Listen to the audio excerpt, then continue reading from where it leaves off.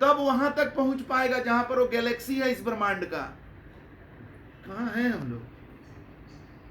और एक छोटा सा प्लॉट के लिए लड़ाई हो रहा है। या कोई प्लॉट खरीद लिया, हाँ क्या बात है, मेरा तो एकदम कहना ही नहीं, और एक प्लॉट ले लेंगे। अरे कितना प्लॉट लोगे भाई? अब कोई चंद्रमा पर भी प्लॉट ले रहा है तो क्या हो जाएगा? तेरा अंदर जो प्लॉट है उसका तुमको पता ही नहीं है, उसका इस्तेमाल ही नहीं करो, बाहर प्लॉट कर रहे हो। ये सब कुछ, ये इतना ज्ञान कौन, गूगल में कौन डाला है कि वो गैलेक्सी 1.3 बिलियन लाइट ईयर दूर है? कोई आदमी ही डाला है ना जी। तो ये जो नॉलेज किस शक्ति से आ रहा है, इसको पहचाना कभी? जनरल नॉलेज तो बहुत ले लिया, कभी अपने अब जाना कि तुम्हारे अंदर से कौन बोल रहा है, कौन चल रहा है, कौन ये सब गणना कर रहा है? ये सारा चीज तो आदमी ने किया। ये मोबाइल नाम का जो यंत्र है, जो एक आश्चर्यजनक यंत्र है, कौन बनाया? आदमी ने ही बनाया। लेकिन वो आदमी ये भूल गया कि उसको किसने बनाया। वो खाली याद रखता है कि हमने किसको किसको क्या कर दिया, और उसी ईगो में फूले नहीं समाता है, और एक दिन जो है उसका लाइफ टाइम रिचार्ज खत्म हो जाता है, चला जाता है। लोग आते हैं, थोड़ा आंसू आंसू बहाते हैं, कुछ घड़ियाली और कुछ सच्चा, और उसके बाद काम तमाम हो जाता है, कहानी खत्म हो जाती है। बड़े से बड़े लोगों का यही कहानी है। बाला साहब ठाकरे जब मरे थे तो उनका 100 यात्रा में अभूतपूर्व लोग का संख्या था, 10 लाख से ऊपर, इतना लोग था। आज जो बाला साहब ठाकरे का क्या हो रहा है भाई? उसी के नाम पर उसी का पार्टी का चिथड़ा कर दे रहा। क्या अगर उसके बेटा में उसके प्रति भावना होता, उसके पार्टी को जिन लोगों को खड़ा किया उसमें उस तरह का भावना होता, उसके प्रति प्रेम का, तो आज ही हाल होता। ये लोग भूल जाते हैं। लेकिन आज आदमी नाम कमाने के चक्कर में, कोई पैसा कमाने के चक्कर में, कोई पद के चक्कर में अनाप शनाप काम करते हुए जीवन को बिता रहा है, लेकिन सत्संग के लिए टाइम नहीं है। क्योंकि यहाँ पर सुधरने की बात की जाती है।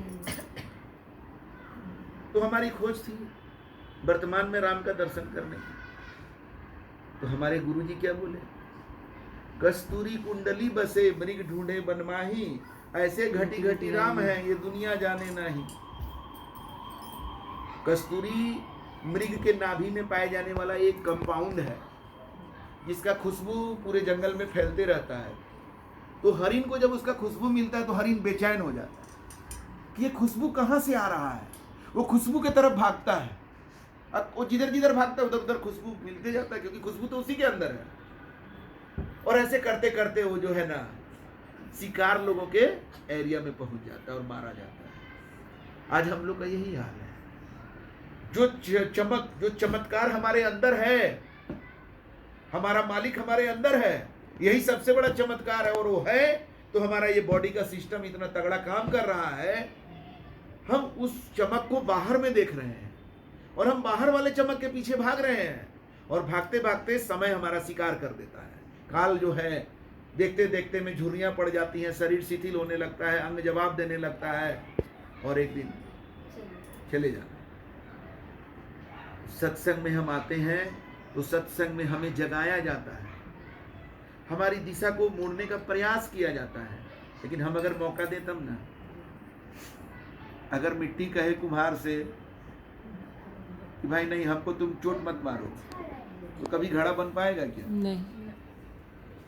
तो लोग सत्संग में इसलिए भी नहीं आते क्योंकि यहाँ चोट मारते हैं असत्य के लिए। यहाँ असत्य की पूजा नहीं होगी, यहाँ सत्य की पूजा होगी। और आप जैसे कुछ लोग क्यों आते हैं?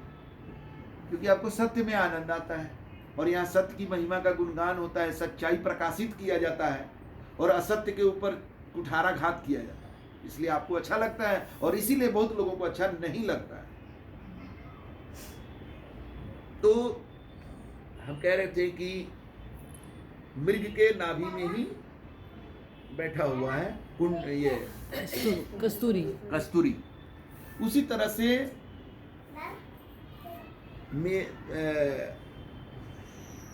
ऐसे घटी घटी राम है, घट घट मेरा साइया, सुनी सेज न कोई।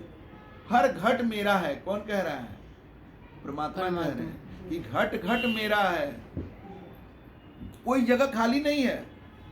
बलिहारी उस घट की जागट प्रकट हुई। तो हमारे गुरुदेव ने क्या कहा, बेटा राम को खोजने की जरूरत नहीं है, राम बनने की जरूरत है।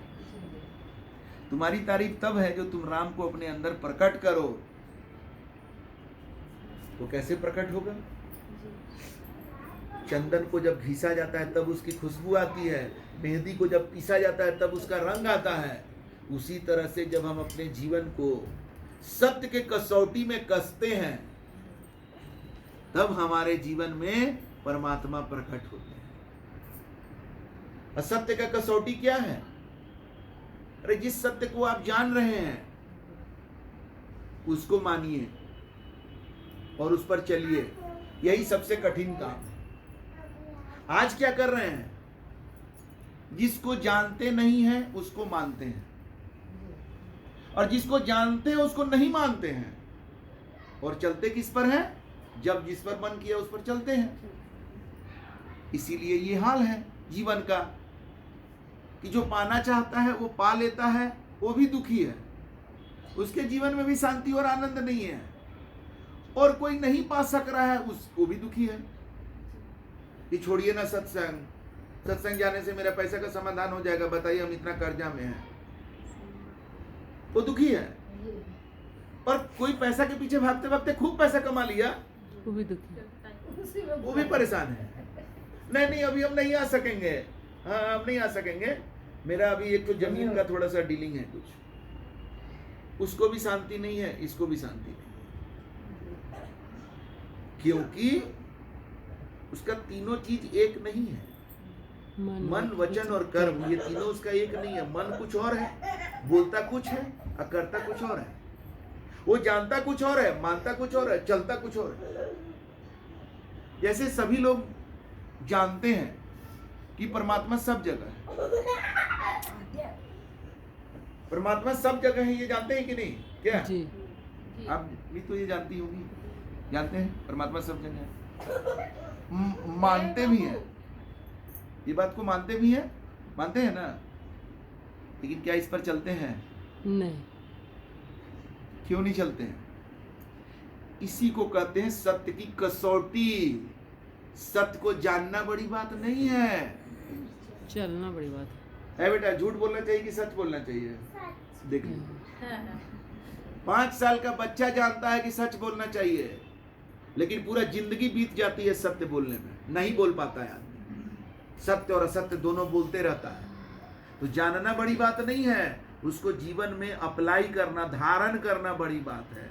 और जब हम सत्य को धारण करते हैं तब हमारा जीवन उस चंदन की तरह खुशबू आती है। चंदन को जैसे रगड़ के खुशबू आता है, मेहंदी को पीसने से रंग आता है, वैसे आता है हमारे जीवन में।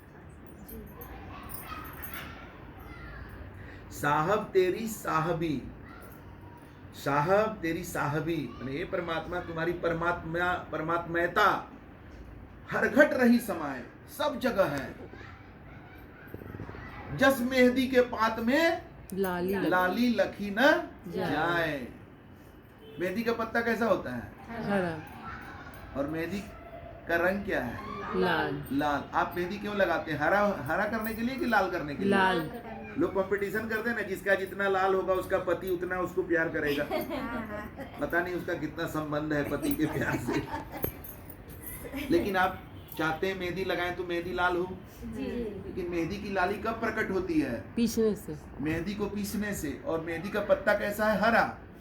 अब पीसने से क्या निकलता है उसमें से? लाल। उसी तरह से हम सब एक, यूं कहिए तो एक आम इंसान है, लेकिन जब सत्य का पिसाई होता है हमारे जीवन में, सत्य के कसौटी में हम अपने को चढ़ाते हैं, तब यहीं से परमात्मा प्रकट होते हैं। जैसे चंदन से खुशबू प्रकट होता है, जैसे मेहंदी की लाली प्रकट होती है, और जैसे दूध से घी प्रकट होता है। दूध के बूंद बूंद में घी है। कोई 1 लीटर दूध में से निकाल के हमको दिखा सकता है 1 चम्मच या आधा चम्मच की, देखिए इसमें घी नहीं है। दूध के बूंद बूंद में घी है, लेकिन क्या दूध को घी कहेंगे? नहीं, क्योंकि दूध को घी में बदलने की एक प्रक्रिया है। उस प्रक्रिया से दूध को गुजारना ही पड़ेगा, और वो प्रक्रिया जो जानते हैं वो बड़े आराम से गुजार कर दूध से घी में बदल देते हैं। जीवन का जो हमारा दूध है उसको घी में बदलना जानने वाले को ही सतगुरु कहते हैं। जी जो जानते हैं कि ये जो हमारा जीवन है मानव का, ये परमात्मामय है, परमात्मा हमारे रोम रोम में व्याप्त है। लेकिन परमात्मा हमारे रोम रोम में व्याप्त जरूर है, लेकिन जैसे दूध में घी व्याप्त है लेकिन दूध को घी नहीं कह सकते, इसलिए हम अपने को परमात्मा के रूप में देख नहीं पा रहे हैं। सब कुछ रहते हुए भी कर्महीन नर सब नेहु सुख नाही, देखत है पर भेटत नहीं। भेंट नहीं होगा क्योंकि हम कर्महीन हैं, हम सत्य पर चलना नहीं चाहते, हम बैठे रहना चाहते हैं। जहां तक पहुंच गए हैं वहीं पर कदम ताल कर रहे हैं। संत कहते हैं कि आगे बढ़ो, तो कहते हैं पैर तो चला रहे हैं गुरुजी। अरे पैर तो तुम वहीं चला रहे हो ना, कदम ताल कर रहे हो ना, बढ़ना पड़ेगा तुमको, आगे चलना पड़ेगा तुमको। तो दूध से घी निकालने की जो प्रक्रिया है उसमें क्या किया जाता है? दूध को आप खौलाते हैं तो उसका बहुत सारा पानी निकल जाता है, फिर उसमें जोरन डालते हैं, वही गुरु है जो उसको दही में बदल देता है। जोरन पड़ा सही तरीका से, उसका भी तरीका है। एक खास टेम्परेचर में जोरन डालेंगे तभी दही जमेगा। तो जानने वाला जो है, तो गुरु इसी तरह से हमारे जीवन में सही समय पर आते हैं। ये कहती है कि आप पहले कहीं नहीं मिल गए।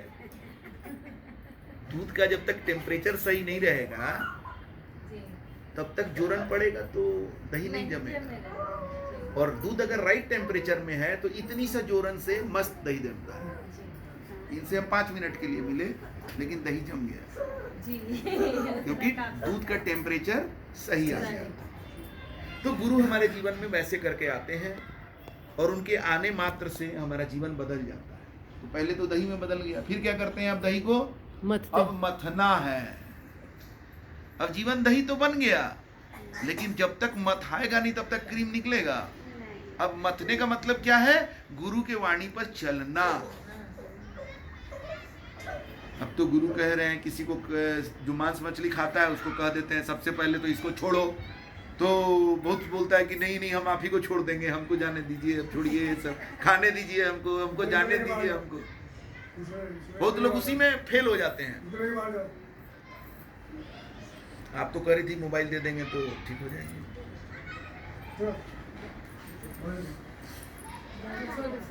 तो अब जो है कि मथने का कार्यक्रम चालू हो गया दही से क्रीम निकालने के लिए।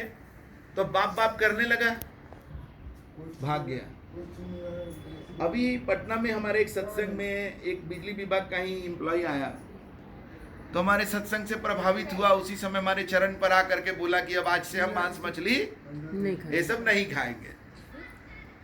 तो हम भी बड़ा खुश हुए, चलो बहुत अच्छी बात है।